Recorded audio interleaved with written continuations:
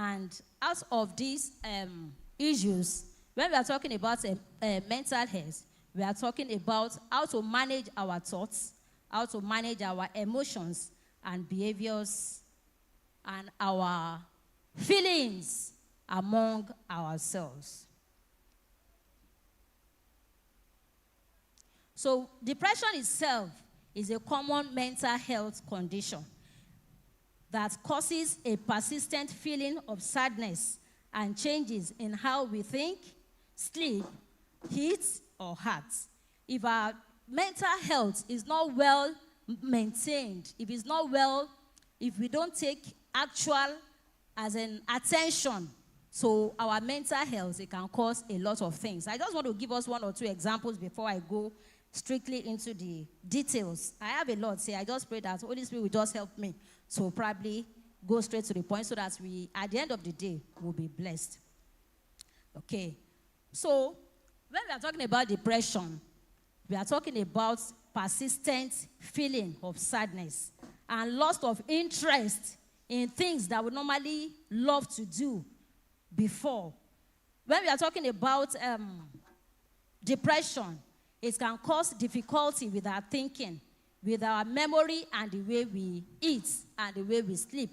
Depression has really affected a lot of people when we are talking about our economy. A lot of things can lead to depression. A lot of things can also cause depression, and we'll get there.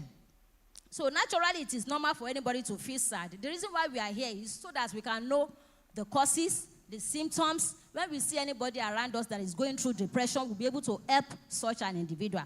And every one of us too, so that we'll not find ourselves in that state. And probably if any one of us have found ourselves in that state, a way to help ourselves to come out of it. So naturally, anybody can feel sad. But when the sadness is becoming persistent, when it's becoming consistent, when it's taking a longer time, then it means one is going into depression. So, depression is different from being sad. It's a persistent, practically sadness, that's one undergo at least 2 weeks. When you see somebody going through sadness consistently for 2 weeks, then you know that the person is going through depression. So there are different types of depression. Let me go straight to the point. Different type of depression. We have clinical depression. We have clinical depression. When we are talking about clinical depression, we are talking about depression that lasts within 2 weeks.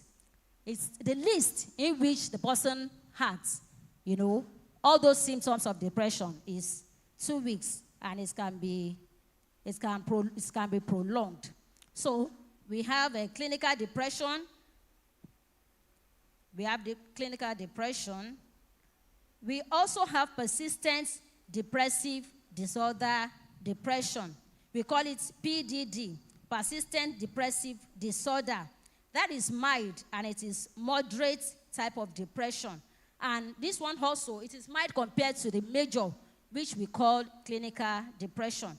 It lasts also for at least 2 weeks, but the symptoms, they are less severe than the major depressive disorder that I mentioned initially. The first one, which is known as clinical depression, is also known as major depressive disorder. We have disruptive mood dysregulation disorder. We call it DMDD. This is caused by chronic and intensive irritability, you understand, and frequent anger. Most of the anger that we experience in our children, you understand, sometimes they just get irritated. Sometimes they just develop, unnecessary anger. This is also a type of depression. We also, some of our women that goes through maybe premenstrual and the postmenstrual symptoms, this can also lead to a type of depression. So we have premenstrual dysphoric disorder depression, premenstrual, and we also have the post. So probably when some people when it's during their menstrual period, when they want to enter their menstrual period, there are some of the, of these symptoms that they now begin to experience. So we can have depression in that aspect. So we also have depressive disorder that is due to medical condition. This is very, very paramount, and it's very, very common among people. By the time somebody has health issue, like when you talk about the case of cancer and the person hears a lot of things concerning cancer, the person, that situation itself can make the person to go through depression. When some people have this, Parkinson's disease and some chronic issues, hypertension, it can make some people to, just be depressed after thinking, ruminating, being moody, about that particular issues. People can go through depression. So I want us to know that depression can affect anybody. Depression can affect the young. It can affect children. It can affect men. And it also can affect women. But mostly from research, we find out that depression affects women more. Do you understand? It affects women more. So then we want to talk about how common is depression. Depression is very, very common. And we have a lot of things that are responsible for it. It's very, very common in our society. And let me go straight to the